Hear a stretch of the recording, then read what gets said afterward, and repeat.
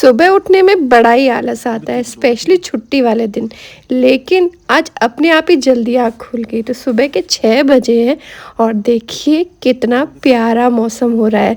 तो बस वैसे मैं सुबह चाय पीती नहीं हूँ, लेकिन चलो मौसम का आनंद लेते हुए हम भी मॉर्निंग टी एंजॉय करेंगे। तो बस पी रहे हैं गर्मा गर्म कड़क चाय अदरक डाल के।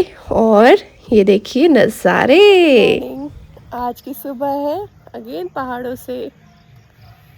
चलिए, जो काम कल पूरा नहीं हुआ था वो आज करने चलते हैं। कल हमें ना मंदिर के दर्शन नहीं मिल पाए थे, माता की मर्जी नहीं थी, आज करेंगे।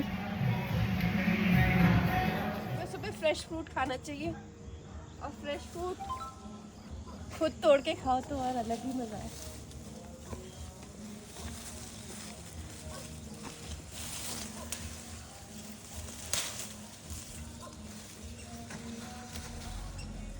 इससे अच्छे फ्रेश फ्रूट कहाँ मिलेंगे।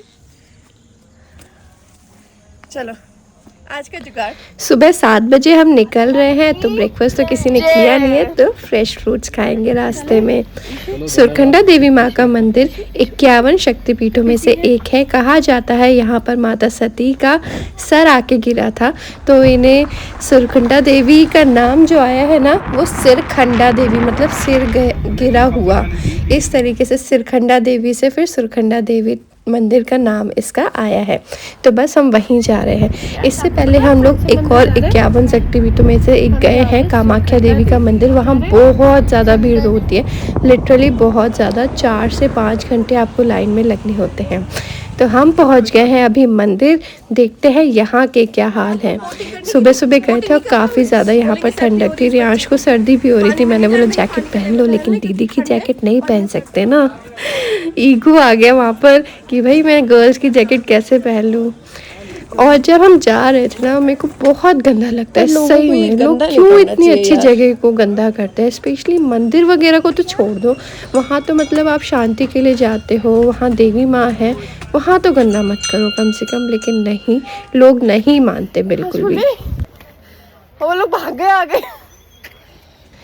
यहाँ हमें ना थोड़ी सी चढ़ाई चढ़नी थी, और लिटरली वो बहुत ज़्यादा स्टीप चढ़ाई थी, थक रहे थे। और यहाँ पर जो लोग पहाड़ी लोग थे, जो जिनका रोज़ का ऊपर जाना आना है, इतनी जल्दी से फर्राटे से निकल गए, और हम लोग थक थक के जा रहे थे। फाइनली हम लोग वो पॉइंट पर पहुँच गए थे जहाँ से हमें ट्रॉली मिलनी थी। ट्रॉली इन द सेंस रोप वे। यहाँ से व्यू बहुत अच्छा था, क्योंकि काफ़ी हाइट पे है ना ये देखिए। और उस पे भी सोने पे सुहागा, पूरे बादल हो रखे थे, कुछ दिख नहीं रहा था आगे का, बस सुंदरता दिख रही थी। अगर ये बादल नहीं होते तो दूर के नज़ारे मिलते, खूब दूर की पहाड़ियाँ भी दिखती हैं। यहाँ से ना हमें चारों धाम की पहाड़ियाँ भी दिखती हैं, बद्रीनाथ, केदारनाथ, यमुनोत्री, गंगोत्री। वो हमें नहीं दिख पाई। चलिए, यहाँ से अब हम लेने वाले हैं रोप वे मंदिर तक जाने के लिए। पैदल रास्ता भी है, लेकिन जब रोप वे था तो हमने रोप वे ही लिया। यहाँ रोपवे के जो चार्जेस हैं वो अप्रॉक्स 200 समथिंग है। तो बस उस हिसाब से हम लोग फिर चल पड़े रोपवे में अपने डेस्टिनेशन की तरफ। इशू डर लग रहा है। जब आप सुरखंडा देवी मंदिर आ रहे हैं, अगर आप पैदल चढ़ाई चढ़ सकते हैं तो आप किसी भी समय आ सकते हैं, उसमें कोई बंदिश नहीं है। लेकिन अगर आप रोपवे लेना चाह रहे हैं तो उसका पर्टिकुलर टाइमिंग है। 9 बजे सुबह से स्टार्ट होता है, लेकिन उससे पहले लोगों की भीड़ लगनी स्टार्ट हो जाती है, लाइन लगना स्टार्ट हो गई है। हम लोग 8 बजे आए थे, और तब भी हम करीबन 6 से 7 नंबर पे थे। हमारे पहले भी कई लोग आ गए थे, तो उस हिसाब से हमें तब भी जल्दी दर्शन हो गए। नहीं तो जैसे जैसे समय बढ़ेगा उतनी ज़्यादा भीड़ होती जाएगी, उतना ज़्यादा आपको समय लगेगा दर्शन के लिए। और रियांश को ना थोड़ा डर भी लग रहा था। और ये देखिए, आप नीचे देख पा रहे हैं, ये है पैदल रास्ता। काफ़ी ज़्यादा स्टीप चढ़ाई है यहाँ पर, ज़्यादा दूर की नहीं है, 1 किलोमीटर है, लेकिन स्टीप है। रियांश भी था साथ में, इसलिए हमने रोपवे लेना प्रेफर किया। हम पहुँच गए थे मंदिर के प्रांगण में, और ये मंदिर समुद्र तल से करीबन 9000 फीट की ऊंचाई पे है। तो ठंडक तो थोड़ी हो रही थी, और ठंडक को और बढ़ावा दे रहा था वो ये मौसम। पूरे बादल जो थे वो नीचे उतर आए थे, और ऐसा लग रहा था हम बादलों में ही चल रहे हैं।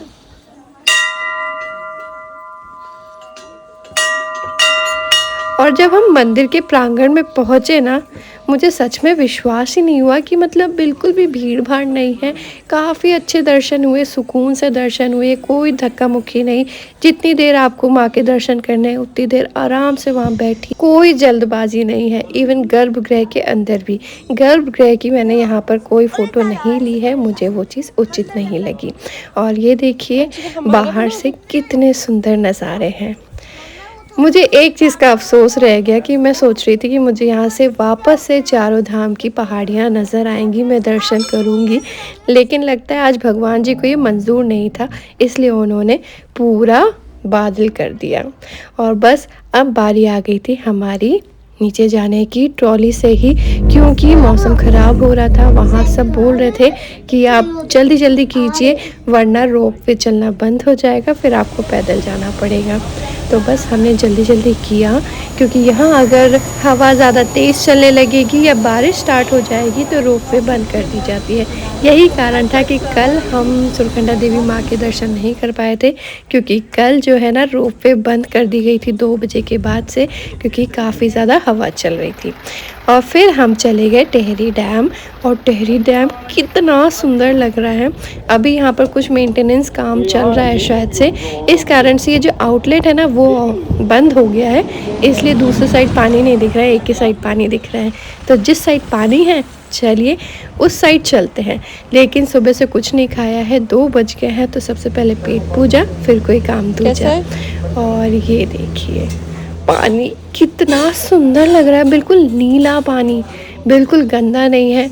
और ये ऐसे ही रहना चाहिए भाई, कोई गंदा नहीं करो इसे, नहीं तो गंदगी बढ़ती जा रही है इस देश में। ये जो टेहरी झील है ना, यहाँ पर काफ़ी ज़्यादा स्पोर्ट्स एक्टिविटीज़ होती हैं जो कि आप ले सकते हैं। और मौसम थोड़ा सा गंदा वाला हो गया था, क्योंकि यहाँ पर काफ़ी ज़्यादा गर्मी होती है as compare to Kanatal. Kanatal में तो अच्छा मौसम था, लेकिन जैसे हम नीचे उतरे टेहरी साइड आए ना, यहाँ पर गर्मी हद से ज़्यादा बढ़ गई थी। बहुत ज़्यादा उमस भी हो रही थी, ह्यूमिडिटी काफ़ी ज़्यादा थी, और गर्मी तो गर्मी बहुत ज़्यादा। लेकिन स्टिल बच्चों को तो खाली हाथ नहीं जाना था, तो हम आ गए यहाँ पर स्पोर्ट्स एक्टिविटी करने के लिए। भयंकर वाली स्पोर्ट्स एक्टिविटी होती है, और एक्टिविटीज़ के रेट्स भी इन्होंने कुछ भी रखे हुए हैं। 5 मिनट के 500 रुपये, इस तरीके से। लिटरली मुझे ना ये चीज़ बिल्कुल भी नहीं अच्छी लगती जब मौके का इस तरीके से फ़ायदा उठाया जाता है। लेकिन बच्चों को करना था तो बच्चों ने यहाँ पर जेट स्कीइंग की, दोनों ने की। अंशिका ने भी की और रियांश ने भी की। आप सब पूछते हैं अंशिका कौन है, तो ये मेरी जेठानी की बेटी है। तो हम सब गए थे घूमने के लिए। रियांश ने भी जेट स्कीइंग की, वो तो नहीं डर रहा था, लेकिन उससे ज़्यादा मैं डर रही थी कि कहीं उसे कुछ हो ना जाए। तो मैं भैया को बार बार इंस्ट्रक्शन दे रही थी कि भैया थोड़ा आराम से चलाना, छोटा बच्चा है। तो उन्होंने क्या किया, अपनी जैकेट से ही रियांश को बांध लिया। फिर मेरे को ना जान में जान आई। रियांश ने तो खैर एंजॉय किया, लास्ट में थोड़ा सा डरा था वो। और फिर गर्मी इतनी हो रही थी कि लग रहा था कि वापस चलो भाई अपने होम स्टे पे। तो हम वापस आ गए भाई। होम स्टे के पास में एक ना छोटा सा ट्रैक भी है, तो हमने सोचा इससे पहले कि सनसेट हो जाए चलो चल देते हैं। तो करीबन 6 बजे का टाइम है ये, और हम 6 बजे निकल गए थे कि सनसेट होने से पहले ये छोटा सा ट्रैक करके आते हैं, क्योंकि कल सुबह फिर हमें निकलना है दिल्ली के लिए था। और यहाँ पर भी एक दूसरा होम स्टे बन रहा है, वो बहुत ही सुंदर था। तो व्यूज़ लेने के लिए कहीं पर भी हम पहुँच सकते हैं। ये देखिए बादलों के बीच अगेन।